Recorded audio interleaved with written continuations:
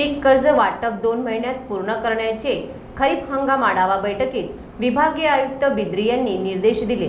खरीप हंगामात नागपूर विभागातील शेतकऱ्यांना पीक कर्ज वाटप लक्षात जून महिन्याअखेर 70% आणि उर्वरित जुलै महिन्याअखेर पूर्ण करण्याचे निर्देश विभागीय आयुक्त विजयलक्ष्मी बिद्री यांनी जिल्ह्यांना दिले।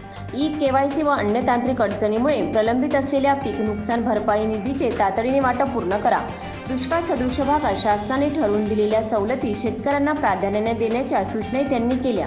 नागपूर विभागात खरीप हंगामातील अनधिकृत बियाणे, खते व कीटकनाशकाबाबत कठोर कार्यवाही करण्यात आली। या अंतर्गत विभागात कापूस बियाणे विक्री संदर्भात एकूण 9 गुन्हे दाखल करण्यात आले आहेत। नागपूर विभागात 200 गुणवत्ता नियंत्रण निरीक्षक कार्यरत आहे। खरीप व रब्बी हंगामात शेतकऱ्यांना दर्जेदार व उत्कृष्ट गुणवत्तेच्या कृषी निर्विष्ठा प्राप्त होण्याच्या दृष्टीने विभाग स्तरावर 1, जिल्हा स्तरावर 6, तालुका स्तरावर 63 असे एकूण 70 भरारी पथक स्थापन करण्यात आले आहेत। विभागातील नागपूर, चंद्रपूर, भंडारा आणि वर्धा जिल्ह्यातील 15 तालुके आणि 34 मंडळामध्ये दुष्काळ सदृश स्थिती असून शासनाने ठरवून दिलेल्या सवलती या भागात शेतकऱ्यांना प्राधान्याने देण्याच्या सूचनाही बिद्री यांनी केल्या।